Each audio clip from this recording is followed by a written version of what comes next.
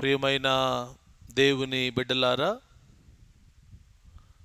మీ అందరికీ యేసుక్రీస్తు యొక్క ప్రశస్త నామమున దైవాశీస్సులు. దేవుడు మిమ్ములను మీ కుటుంబములను మిక్కిలిగా దీవించునుగాక. మీరందరూ బాగున్నారా? మీ కుటుంబాలు బాగున్నాయా? ప్రార్థనలు చేస్తున్నారా? దేవుని వాక్యం బాగా చదువుతున్నారా? ప్రభుతో నిజమైన సంబంధాన్ని కలిగి జీవిస్తున్నారా? ఒకసారి మీరు ప్రశ్నించుకొని దేవునిలో బలంగా ఒక సాక్ష్యకరమైన బిడ్డలకు ఎదగాలని దేవుణ్ణి ప్రార్థిస్తున్నాం. ఒక కీర్తన పాడుకొని మనము దేవుని వాక్యమును ధ్యానం చేసుకుందాం. యెషయా గ్రంథం 38వ అధ్యాయం తీసిపెట్టండి. కీర్తన అనంతరము మనము దేవుని వాక్యాన్ని ధ్యానించుకుంటాం.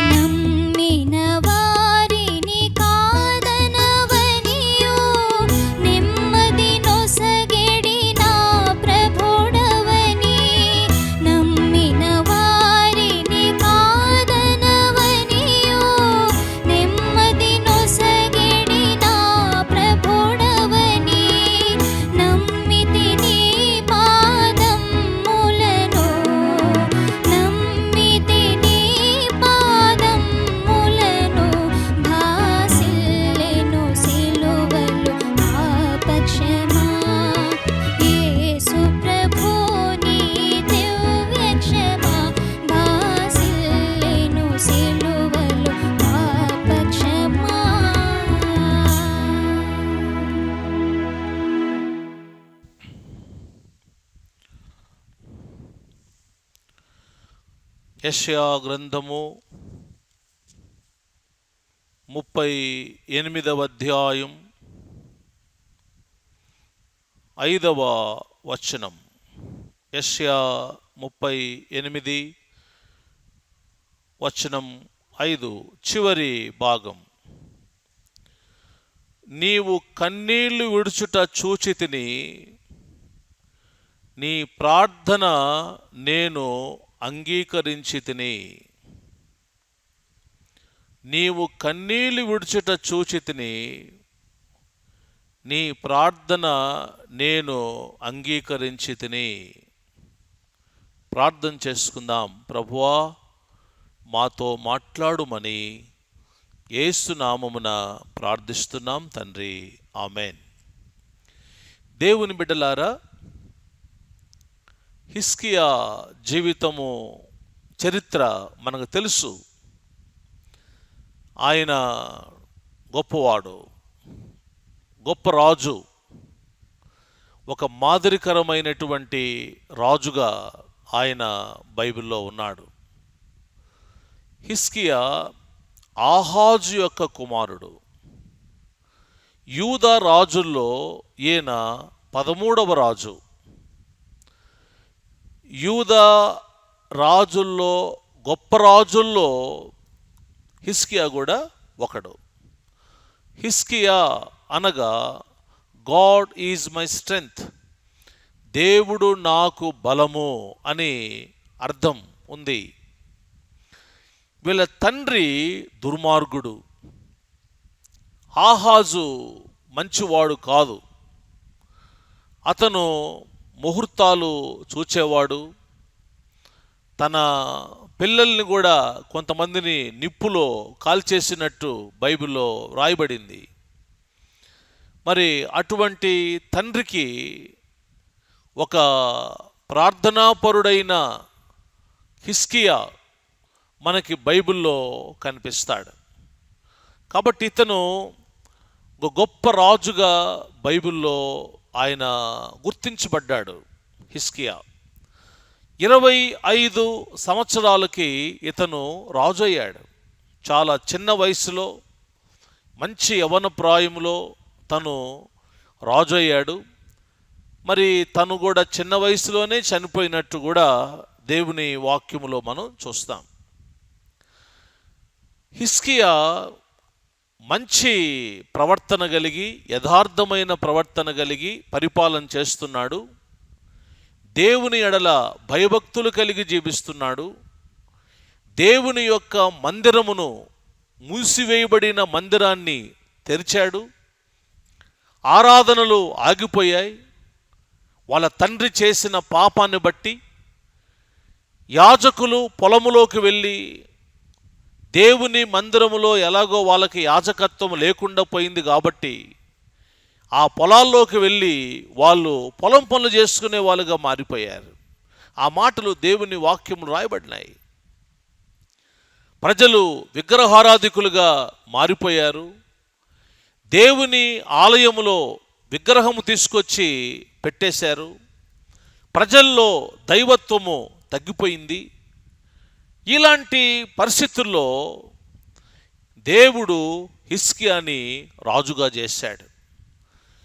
పాపము వేర్లతో పాతుకొని పోయినప్పుడు, పాపము దేశములో బహుగా విస్తరించినప్పుడు, పాపుల యొక్క ప్రభావం చాలా బలంగా దేశములో ప్రభావితమై ఉన్నప్పుడు ఒక రాజు వచ్చి సంస్కరించడం అంత ఈజీ కాదు, చాలా కష్టం. ఒక దైవత్వముతో కూడిన వ్యక్తి ద్వారానే ఒక దైవత్వపు కార్యాలు జరుగుతాయి. ఒక ఆత్మీయ నాయకుని నాయకత్వములో తప్పకుండా అక్కడ ఉజ్జీవం వస్తుంది. దేవుడు అందుకనే కొంతమందిని ఆయా సమయాల్లో లేపాడు. చూడండి, ఏలి యొక్క కొడుకుల వలన యుద్ధములో ఓటమి పాలయ్యారు. వాళ్ళిద్దరూ హోఫ్ని, ఫీనెహాసులు దుర్మార్గులు. వాళ్ళ ప్రవర్తన ఏమాత్రం బాగలేదు. దేవుడు వారిద్దరిని చంపి ఒక చిన్నవాడైన సమూయేలుని లేపాడు. లేపడం వలన దేశంలో ఒక ఉజ్జీవం వచ్చింది. గొప్ప ఆధ్యాత్మికమైన స్థితి వచ్చింది. ప్రజలందరూ విగ్రహాలు విడిచిపెట్టి దేవుని వైపు తిరగడం ప్రారంభం చేశారు. సమూయేలు గారు మా గురించి ప్రార్థించండి అని ఆయన దగ్గరకు వచ్చి బ్రతిమిలాడే వాళ్ళుగా మారారు. సమూయేలు ఉన్నంత కాలం ఫిలిస్తీయులు దేవుని యొక్క ప్రజల యొక్క సన్నిహిత మార్గాల్లోకి ఏమాత్రం రాలేకపోయారని బైబిల్లో రాయబడింది. ఒక ఆత్మీయ నాయకుడు కావాలి. నెహెమ్యా ఒక ఆత్మీయ నాయకుడు. 52 దినాల్లో ప్రాకారములు కట్టి యెరూషలేములో ఒక ఉజ్జీవాన్ని నింపినటువంటి వాడు నెహెమ్యా భక్తుడు. మరి నీ ఇంట్లో కూడా నువ్వు ఒక భక్తిగల తండ్రిగా ఉన్నప్పుడు నీ ఇంట్లో కూడా ఒక ఆత్మీయ ఉజ్జీవం వస్తుంది. సంఘములో ఒక పాస్టర్ గారు ఆత్మీయ నాయకుడుగా ఉన్నప్పుడు, ఆత్మీయత కలిగిన దైవజనుడుగా ఉంటే ఆ సంఘము కూడా ఆత్మీయతలో పెరుగుతుంది. అది ఆ వ్యక్తి మీద ఆధారపడి ఉంటుందని బైబిల్లో మనం చూస్తాం. ఆహాజు దేశాన్ని పాడు చేశాడు, ఉజ్జియా దేశాన్ని బాగు చేశాడు. సాతాను ప్రపంచాన్ని పాడు చేశాడు, యేసుక్రీస్తు ప్రపంచాన్ని బాగు చేయడానికి లోకానికి వచ్చాడు. ఆత్మీయ నాయకత్వం ఈనాడు కావాలి. సంఘాల్లో కావాలి, దేశములో కావాలి, క్రైస్తవ సంస్థల్లో కూడా కావాలి. దేవుడు దాని కొరకు ఎదురు చూస్తున్నాడు. ఒక ఆత్మీయ రాజు, ఆత్మీయ నాయకుడు హిజ్కియా. పేరుకు తగ్గట్టుగా యెహోవా నాకు బలం అని పేరు తగ్గట్లుగా ఆయన జీవించినట్టుగా బైబిల్లో మనం చదువుతాం. హిజ్కియా ఇటువంటి యథార్థవంతునికి క్యాన్సర్ వ్యాధి వచ్చింది. చాలా చిన్న వయసులో ఆయన తీవ్రమైన వ్యాధికి గురయ్యాడు. మరణకరమైన వ్యాధి వచ్చింది ఆయనకి. ఆ దినాల్లో క్యాన్సర్ వచ్చిన వారిని ప్రజలు పిలిచేది రాచపుండు అనేవాళ్ళు. ఈ వెనకాల వీపు భాగములో అది వస్తుంది. అది రౌండ్గా తినుకుంటా తినుకుంటా తినుకుంటా లోపలికి వెళ్ళిపోద్ది. దానికి మరొక పేరుంది, కొరుకుపుండు. తిమోతి పత్రికలో పౌలు ఈ పేరు పెట్టాడు. కొంతమంది మాట్లాడే అపవిత్రమైన మాటలకి కొరుకుపుండు అని పేరు పెట్టాడు ఆయన. ఆ మాటలు క్యాన్సర్లాగా వ్యాపిస్తాయి అంటాడు. ఇది తినుకుంటూ తినుకుంటూ లోపలికి వెళ్తుంది. నేను ఒక పాస్టర్ గారి యొక్క తండ్రిని చూశాను.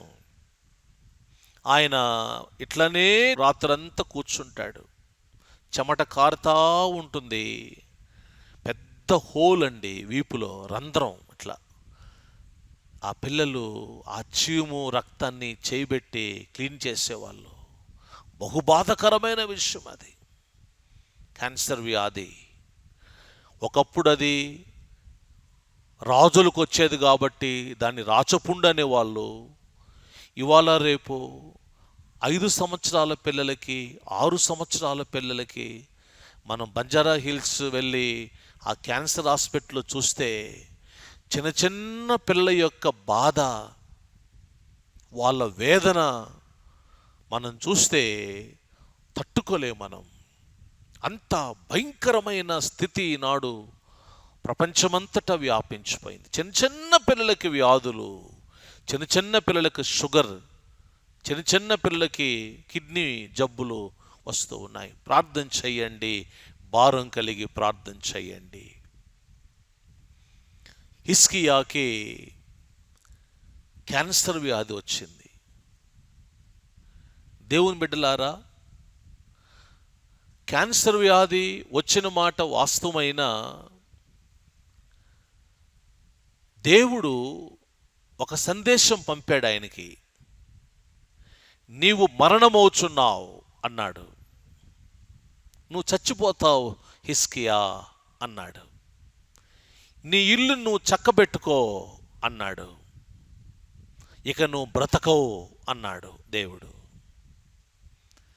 దేవుడు ఒక పవర్ఫుల్ ప్రాఫెట్ యెషయా ద్వారా ఈ సందేశం పంపాడు ఆయనకి. యెషయా దినాల్లో చాలా శక్తిగల మైటీ ప్రాఫెట్ అంటారు ఆయన్ని, శక్తిగల దైవజనుడు. ఆయన వచ్చి చెప్పేశాడు, అయ్యా రాజుగారు, దేవుడు చెప్పాడు నువ్వు బ్రతకవంట అని. ఏ పేషెంట్కైనా డాక్టర్ అట చెప్తాడా? నువ్వు చచ్చిపోతావు అంటాడా? ఎవరండి ఈ పేషెంట్ యొక్క మనుషులు? ఎవరు పక్కకు తీసుకెళ్ళి చెప్తారు 5 మాసాలు బతుకుతాడండి, లేకపోతే సంవత్సరం బతుకుతాడు అని చెప్తారు, జాగ్రత్తగా చూసుకోమని చెప్తారు. కానీ డైరెక్ట్గా ఆ పేషెంట్కి నువ్వు చనిపోతావని చెప్పరు. ఎందుకంటే ముందు చచ్చిపోతాడు. ఆ భయానికి ముందే చనిపోయే అవకాశాలు ఉన్నాయి. దేవుని బిడ్డలారా, యథార్థవంతునికి క్యాన్సర్ వచ్చిందా? నమ్మకమైన వానికి క్యాన్సర్ వచ్చిందా? దేవుని మందిరం యొక్క సంస్కరణ చేసిన వానికి క్యాన్సర్ వ్యాధి వచ్చిందా? ఆనాడు ఉన్న దేశంలో ఒక ఆత్మీయత కలుగజేసిన దైవజనునికి, ఒక రాజుకి క్యాన్సర్ వచ్చిందా? విగ్రహారాధన తొలగించి దేవుని పక్క తిప్పిన ఒక రాజుకి క్యాన్సర్ వ్యాధి వచ్చిందా? ప్రజలందరిలో ఒక ఉజ్జీవాన్ని నింపిన ఒక రాజుకి క్యాన్సర్ వచ్చిందేంటి? నీకు కూడా రాదు అనడానికి వీల్లేదు. వ్యాధులు అందరికి వస్తాయి. మరి ముఖ్యంగా నీతిమంతునికి కలుగు ఆపదలు అనేకములు, వాటన్నిటిలో నుండి యెహోవా వానిని విడిపించును. గమనించారా? నీతిమంతునికి కలుగు ఆపదలు అనేకములు. అనేకములంటే కౌంట్లెస్, లెక్కలేనన్ని వస్తాయి. నీతిమంతులకి ఆపదలు వస్తాయి. పౌలు అంటాడు, క్రీస్తు యేసునందు సద్భక్తితో బ్రతకనుద్దేశించు వారికి శ్రమలు విస్తరించును. క్రీస్తు యేసునందు సద్భక్తితో బ్రతకనుద్దేశించు వారికి శ్రమలు విస్తరిస్తాయి అంటాడు. చాలామందికి చరిత్రలో వ్యాధులతోనే చనిపోతే వాళ్ళని మనం చూస్తాం. నిన్నటి దినమందు రవి జకరియా గారు అమెరికా దేశంలో చనిపోయాడు. ఆయన తమిళనాడు సంబంధించిన ఆయన, అక్కడ సెటిల్ అయిపోయాడు. చాలామందిని దేవుని పక్క తిప్పాడు. గొప్ప సేవకుడు, గ్రేట్ ప్రీచర్. ఆయనకు బోన్ క్యాన్సర్ వచ్చింది. బోన్ క్యాన్సర్తోనే ఆయన చనిపోయాడు. విలియం కేరీ భార్య పిచ్చిదైపోయింది. భారతదేశంలో తన పిల్లలు చచ్చిపోయారు. ఆయనకు వస్తున్న శ్రమలు చూచి తట్టుకోలేక ఆమె పిచ్చిదైపోయింది, షాక్ అయిపోయింది. ఇలాంటి చెప్పుకొని పోతే ఎన్నో చెప్పుకోవచ్చు మనం. నీతిమంతులు కలుగు ఆపదలు అనేకములు వస్తాయి. నేను ఒక్కటి మాత్రం మీకు చెప్తున్నాను, ఎన్నడూ దేవుణ్ణి ప్రశ్నించొద్దు.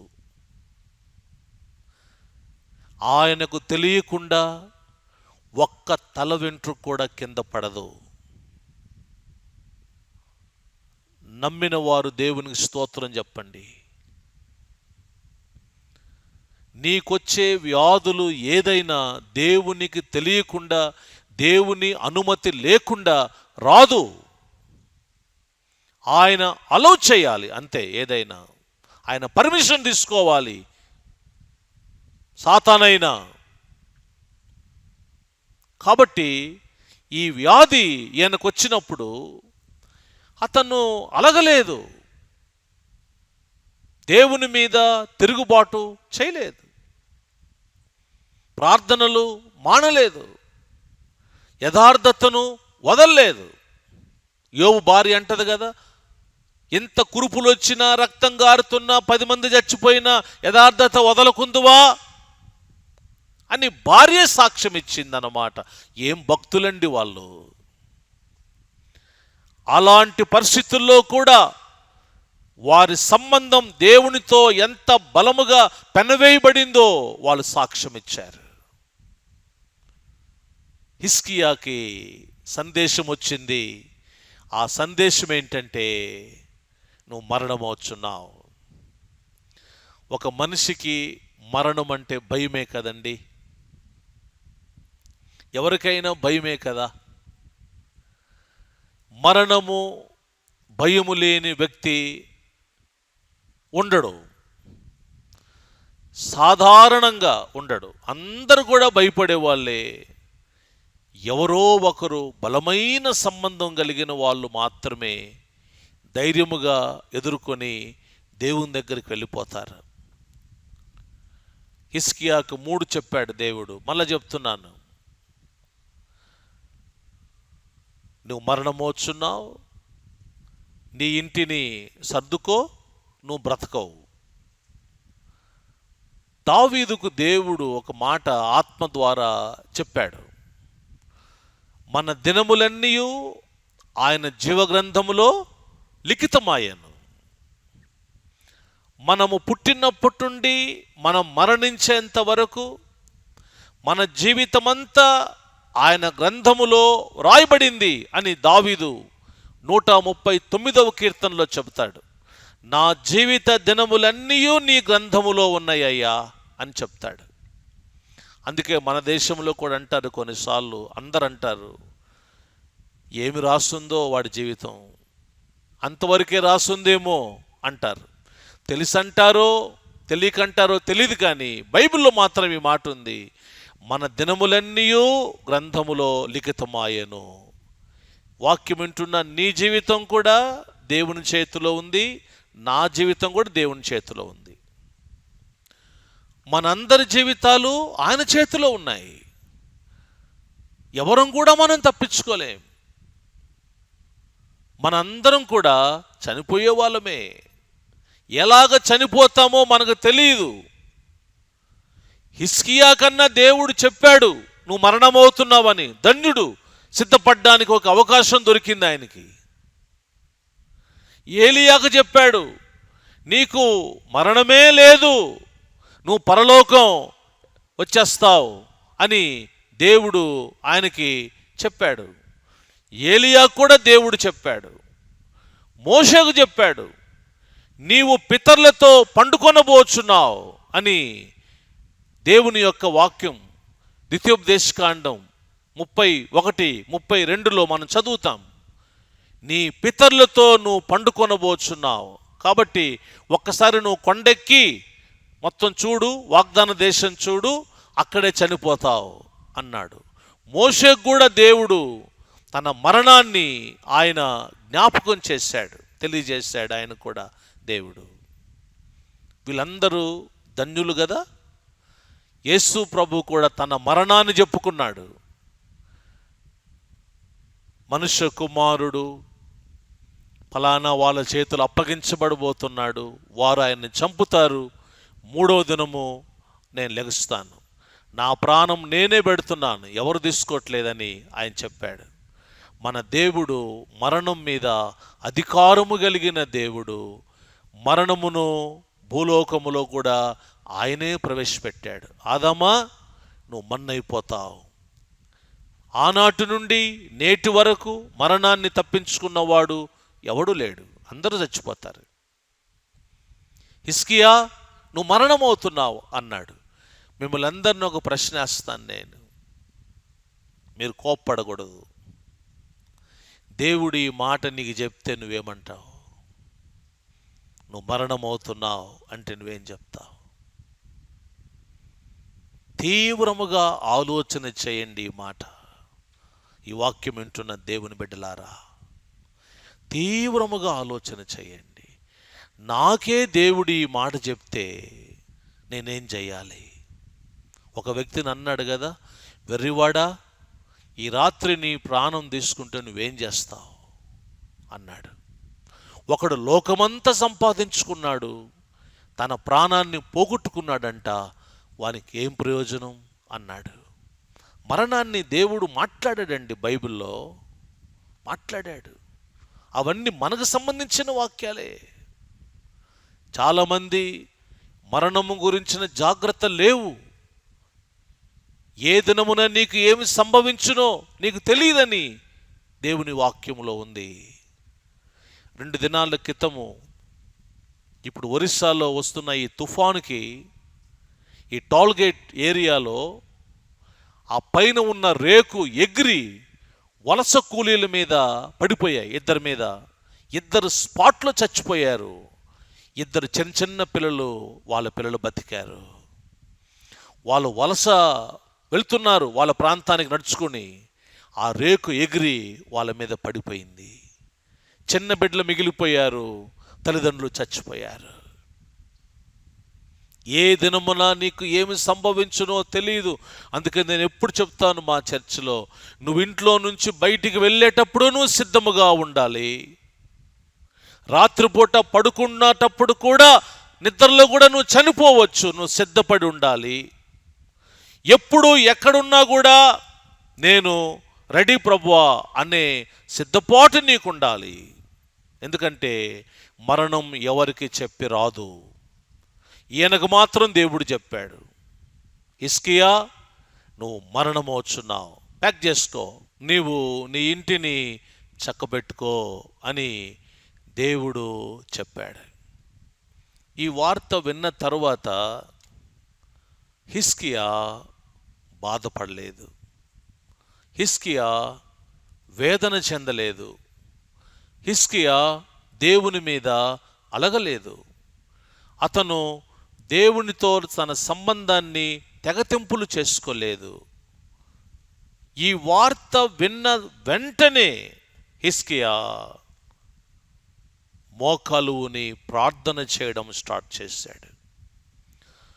మీలో ఎవరికైనానో శ్రమ కలిగినా అతడు ప్రార్థన చేయవలెను. ఎటువంటి ప్రార్థన చేశాడు? కన్నీటి ప్రార్థన చేశాడు. తన కంటిని ఓటగా చేసుకున్నాడు. ఆయన ప్రార్థనాపరుడు కాబట్టి ఒక సమస్య వస్తే ఆయన వెంటనే దేవుని దగ్గర మోకాలు ఉనాడు. ప్రార్థన అనుభవం లేని వాళ్ళు స్వంత జ్ఞానాన్ని ఉపయోగిస్తారు. కొంతమంది వాళ్ళ దగ్గరికి వెళ్ళి వీళ్ళ దగ్గరికి వెళ్ళి ఊరంతా చెప్పుకొని ఏడుస్తూ ఉంటారు. అయ్యో నేను చచ్చిపోతానేమో, నా పిల్లలు జాగ్రత్త అని వాళ్ళు అవిశ్వాసపు మాటలు మాట్లాడుతూ ఏడుస్తూ ఉంటారు. నేను ఒక మాట చెప్తున్నాను, మనుషుల ముందు ఏడవడం కంటే దేవుని ముందు ఏడవడం చాలా మంచిది. మనుషులకు చెప్పుకోవడం కంటే దేవునికి చెప్పుకోవడం చాలా మంచిది. చాలామంది మనుషుల ముందు ఏడుస్తారు, దేవుని ముందు ఏడవరు. అందువల్ల నీ కన్నీరు నేను చూచి తిని అని దేవుడు నీ గురించి చెప్పలేకపోతున్నాడేమో. దేవుని దగ్గరకు వచ్చి నువ్వు ఏడు. ఆయన ఒక మాట అన్నాడు, రహస్యమందు చూచు తండ్రికి నువ్వు ప్రార్థన చేయి, నీ తలుపులు మూసి ఎవరికి కనబడకుండా నువ్వు కన్నీరు కార్చి ప్రార్థన చేయి అన్నాడు. నేను మీకు తెలియచేస్తున్న మాట ఏంటంటే, దేవుడు కొన్నిసార్లు మన జీవితాల్లో ప్రార్థనలు ఆగిపోయినందుకు, మనము దేవుణ్ణి మర్చిపోయినందుకు, లోక ఆశల్లో కలిసిపోయినప్పుడు నీకు ప్రార్థన నేర్పడానికి దేవుడు కొన్ని శ్రమలను అనుమతిస్తాడు. ఒకప్పుడు మంచి ప్రార్థనా పరులమే, కన్నీటి ప్రార్థనా పరులమే. ప్రార్థనలు ఇప్పుడు లేవు. అందుకే ఆ సముద్రములో ప్రయాణిస్తున్న యోనాను చూచి అన్నారు, ఓ నిద్రపోతూ లేచి ప్రార్థన చేయి అన్నారు.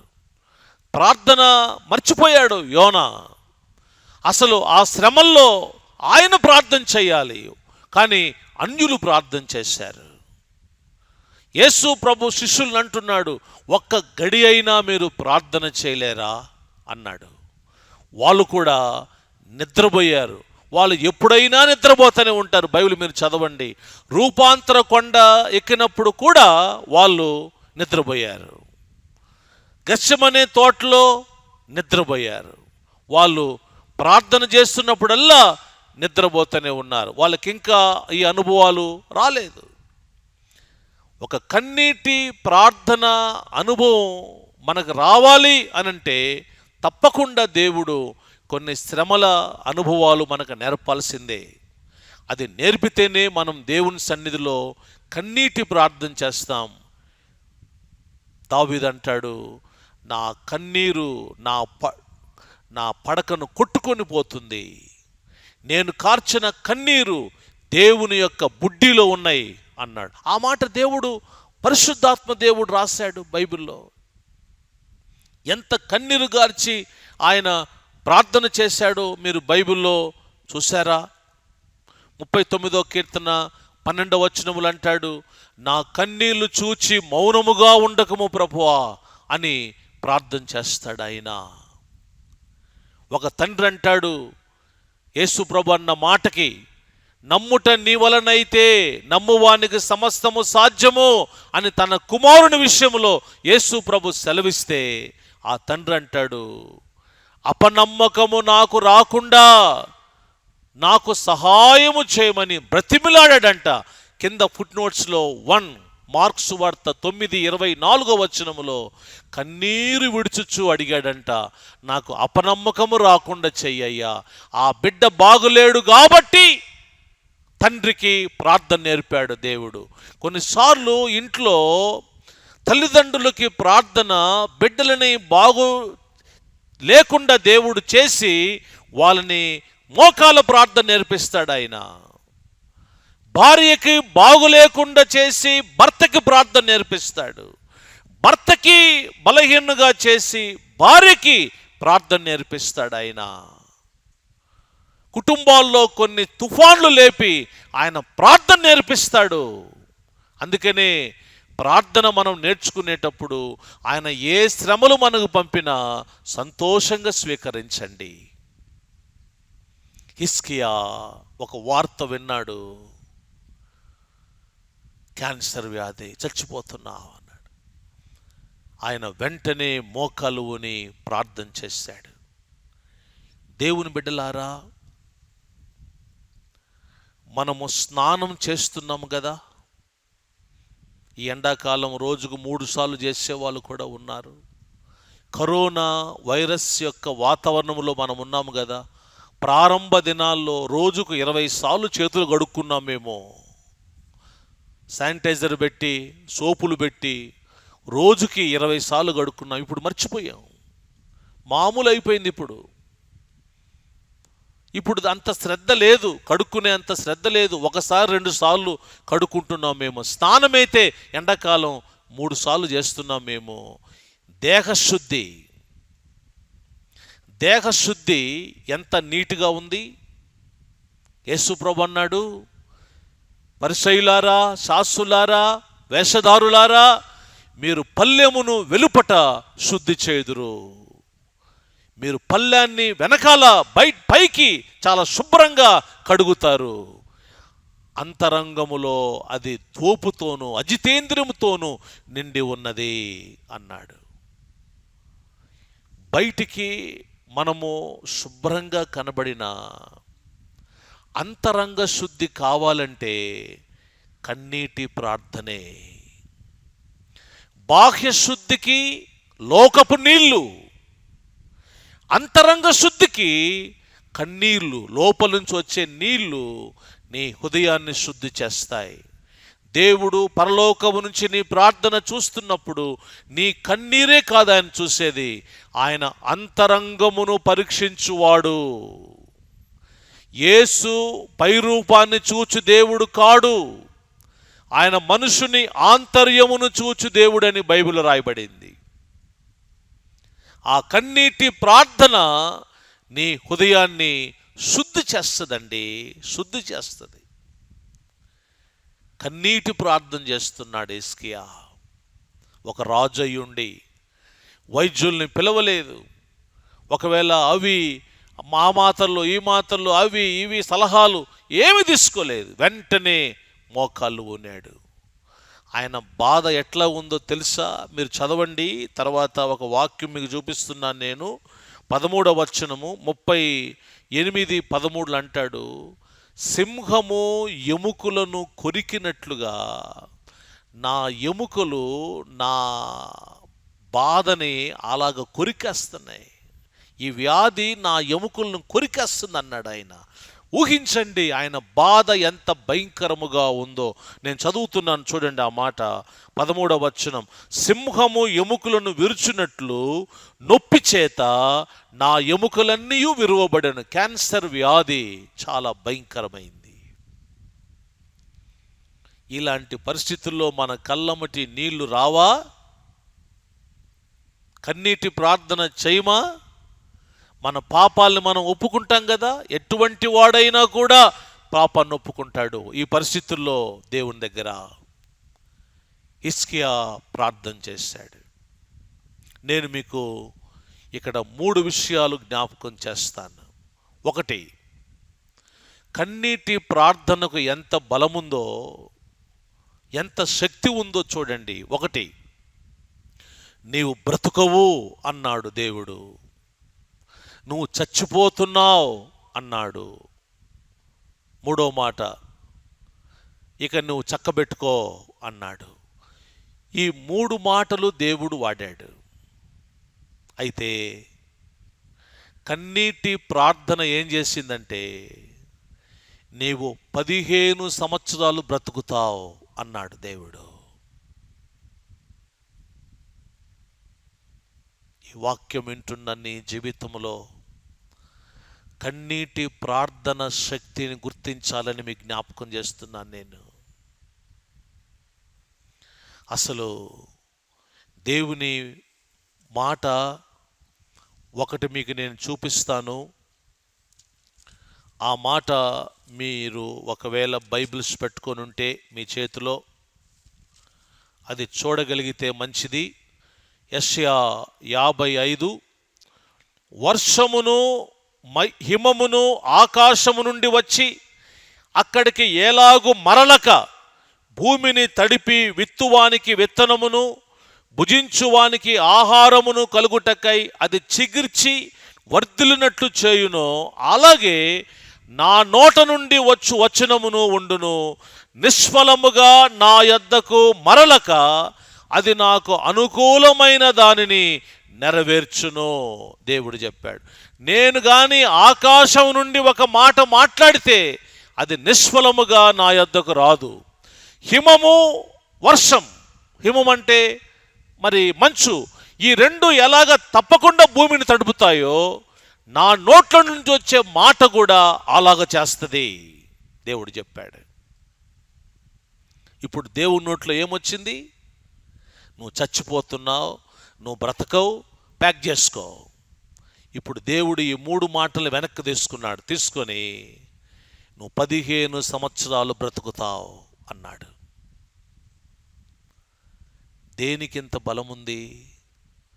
కన్నీటి ప్రార్థన. నీవు కన్నీళ్లు విడుచుట నేను చూచితిని. I have heard your prayer. ఎంత మంచి మాట అది. And I have seen your tears. నీ ప్రార్థన విన్నాను, నీ కన్నీరు నేను చూచాను. దేవుడు ప్రార్థన చూడ్డు, కన్నీటి ప్రార్థన చూస్తాడంట. ఆయన దేవుడే అన్నాడు ఈ మాట. ఎప్పుడైనా నీ కంట్లో నీళ్ళు వచ్చాయా? నీ బాధలకు నీ వేదనలకే నీ కన్నీరే కానీ దేవుని దగ్గర మోకాలు ఉన్నప్పుడు భారం కలిగి ఎప్పుడైనా కన్నీరు గార్చావా? ఒకటి. రెండవది, ఇందాక దావీదు అన్నాడు, నా దినములన్నీయు నీ జీవ గ్రంథములో లిఖితములాయెను. దేవుడు తన గ్రంథములో హిజ్కియా లైఫ్ అయిపోయిందని రాసేశాడు. ఇప్పుడు హిజ్కియా కార్చిన కన్నీరుకి దేవుడు అది కొట్టేశాడు. కొట్టి ఇంకా 15 సంవత్సరాలు అని రాశాడు. దేనికి బలముంది? కన్నీటి ప్రార్థనకు బలముంది. నా మాట నిష్ఫలము కాదు అన్నాడు. నువ్వు చచ్చిపోతావు అన్నాడు. కన్నీటి ప్రార్థన బ్రతికిచ్చింది. జీవగ్రంథములో దినములన్నీ లిఖితములాయను రాసేశాడు. ఇప్పుడు అది కొట్టి 15 సంవత్సరాలు రాశాడు. ప్రపంచంలో ఎవరు దీన్ని గ్యారంటీ ఇవ్వలేరు. ఇదే మాట మోషే ప్రార్థనలు కూడా నెరవేరింది. వారి పాపములు క్షమించు, లేదా నా పేరు నీ గ్రంథములో తీసేయమన్నాడు. అప్పుడు దేవుని గ్రంథములో పాపం చేసిన వారి పేర్లు దేవుడు తీసేశాడు. కన్నీటి ప్రార్థన, భారము కలిగిన ప్రార్థనలకు చాలా శక్తి ఉంది. నా ప్రియమైన దేవుని బిడ్డలారా, అనుభవంలోకి రాను. అందుకనే శ్రమలు రాకూడదని ప్రార్థన చేయొద్దు. శ్రమలు వస్తేనే నువ్వు కన్నీటి ప్రార్థన చేస్తావు. హిజ్కియాకి ఏం పేరు? కన్నీటి ప్రార్థనాపరుడు. ఇర్మియాకి ఏం పేరు? తన కంటిని ఓటగా చేసుకున్నవాడు అని పేరు. యేసుక్రీస్తు తమ్ముడైన యాకోబుకు ఏం పేరు? ఒంటె మోకాళ్ళు కలిగిన వాడు అని ప్రార్థన. భక్త సింగ్ గారికి ఏం పేరు? The man of prayer. ఆయనకు పేరు వచ్చింది. ముంగమూరి దేవదాస్ గారికి ఏం పేరు? దేవునితో మాట్లాడే ప్రార్థనాపరుడు ఆయనకు పేరు. రోజు 9-10 గంటలు ప్రార్థన చేస్తాడు ఆయన. కన్నీటి ప్రార్థన. నీ కుటుంబంలో, నీ జీవితంలో కూడా ఈ ప్రార్థన నేర్చుకోండి. నాకు ఇందులో నచ్చిన విషయం ఒకటి ఏంటంటే, ఒక బలమైన ప్రార్థనాపరుడైన ప్రవక్త అక్కడ ఉన్నాడు. దేవునితో మాట్లాడే ప్రవక్త, దేవుడు ఆయనతో మాట్లాడే ప్రవక్త ఆయన యెషయా, మైటీ ప్రాఫెట్. అటువంటి ప్రవక్త అక్కడ ఉన్నాడు. నువ్వు చచ్చిపోతున్నావు అన్నప్పుడు ఆయన కాళ్ళ మీద పడ్డాడా? లేదు. ఎందుకు పోయి ఎవరెవరు సేవకుల కాళ్ళ మీద పడతావు? ఎవరెవరో నా మీద చేతులు పెట్టి ప్రార్థించాలని ఎందుకు కోరుతావు? పాస్టర్ గారు మా గురించి ప్రార్థించండి నేను ఎందుకంటావు? ప్రార్థన చేస్తాం, కానీ ఈ భక్తుని యొక్క అనుభవంలోకి ఎప్పుడు వస్తావు? ఎక్కడెక్కడికో వెళ్ళి ప్రార్థన చేయించుకుంటే బాగా అయిపోతాను నేను. ఎందుకు ఈ నమ్మకం నీకు? ఒక రాజు తన దగ్గర వైద్యులు ఎంతోమంది ఉన్నా వాళ్ళు నమ్మలేదు. ఒక గొప్ప ప్రవక్త ఎదురుగా ఉన్నాడు, ఆయన కాళ్ళ మీద పడలేదు, గోడ పక్క ముఖం తిప్పుకున్నాడు, కన్నీరు గార్చి ప్రార్థన చేశాడు. దేవుడు అన్నాడు, నా మీద నువ్వు ఆధారపడి ప్రార్థన చేసావు కాబట్టి, ఆయుష్ను పొడిగించేవాడను నేనే అని నువ్వు నమ్మేవు కాబట్టి, స్వస్థత కలుగుజేయవాడను నేనే అని నువ్వు నమ్మేవు కాబట్టి నీ ప్రార్థన నేను విన్నానయ్యా.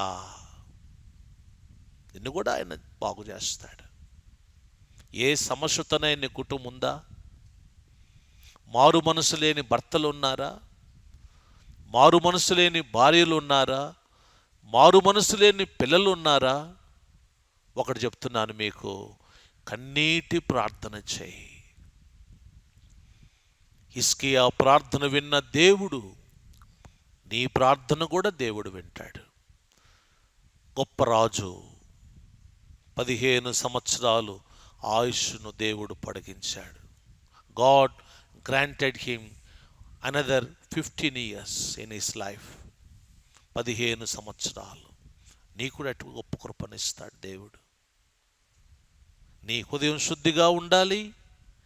నీ కన్నీరు ఎప్పుడు దేవుని సందులో కారుస్తూ ఉండాలి. ప్రార్థన చేసుకుందాం. అందరము తల్ల వంచుదాం, ప్రార్థన చేసుకుందాం.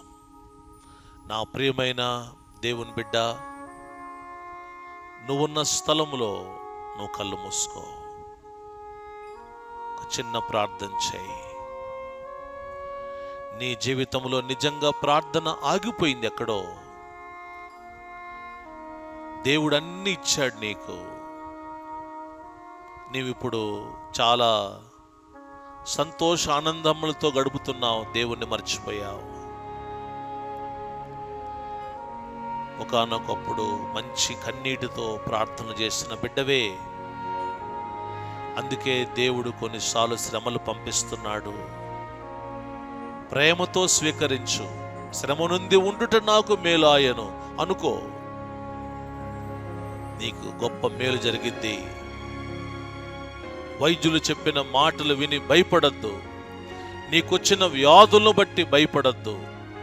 పరిస్థితులను బట్టి ఉలిక్కి పడద్దు. దేవుని సన్నిధికి వెళ్ళు, కన్నీరు కార్చి ప్రార్థన చేయి.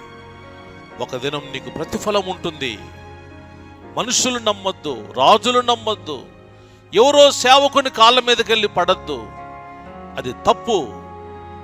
హిజ్కియా రాజైన ఎదురుగా ప్రవక్త ఉన్నా ఆయన కాళ్ళ మీద పడలేదు, దేవుని కాళ్ళ మీద పడి ప్రార్థన చేశాడు. అది నేర్చుకో, ఇవాళ నుంచి నేర్చుకో. ఆయన ప్రార్థన, కన్నీటి ప్రార్థన, చచ్చిపోతావు నువ్వన్న చెప్పిన దేవుడు నువ్వు బ్రతుకుతావన్నాడు. నీ గ్రంథము, నీ పేర్లు గ్రంథములు రాసినట్టుగా నీ పని అయిపోయిందన్నాడు. మళ్ళీ అది కొట్టి 15 సంవత్సరాలను రాశాడు దేవుడు. కన్నీటి ప్రార్థనకి ఎంత బలముందో చూసారా? నేర్చుకో, ప్రార్థన చేస్తాం. మా ప్రియ తండ్రి, మీ ఘనమైన నామమునకు కృతజ్ఞతలు. మాతో మాట్లాడినందుకు మీకు స్తోత్రములు. ప్రభువా, యథార్థవంతుడే, సత్యవంతుడే, నీతిమంతుడే, పాపము లేకుండా జీవించిన వాడే అయినా ఆయన క్యాన్సర్ వచ్చింది. మాకెందుకు వస్తున్నాయి అనే ప్రశ్న కాదు, కానీ మేము కన్నీటి ప్రార్థన చేయడానికి దేవుడు అనుమతించడని మా జీవితంలో మేము నమ్ముటకు మాకు నేర్పండి. దేవుని సమీపంగా వచ్చుటకు మాకు నేర్పండి. కన్నీటి ప్రార్థన ద్వారా మా హృదయాన్ని శుద్ధి చేసుకోవడానికి మాకు నేర్పండి. ఎవరి మీద ఆధారపడకుండా మేమే దేవుని మీద ఆధారపడి ప్రార్థించే అనుభవం మాకు నేర్పండి. ఇవాళ నుంచి ప్రతి కుటుంబము కన్నీటి ప్రార్థన అనుభవంలోకి వెళ్ళుటకు ఆత్మ సహాయము చేయమని యేసు నామమున ప్రార్థిస్తున్నాం తండ్రి. ఆమేన్. పరమ తండ్రి అయిన దేవుని ప్రేమ, కుమారుడైన యేసు క్రీస్తు కృప, పరిశుద్ధాత్మ దేవుని అన్యోన్య సహవాసం, సకల దీవెనలు సదా మనకు తోడై ఉండుగాక. ఆమేన్. God bless you. దేవుడు దీవించుగాక.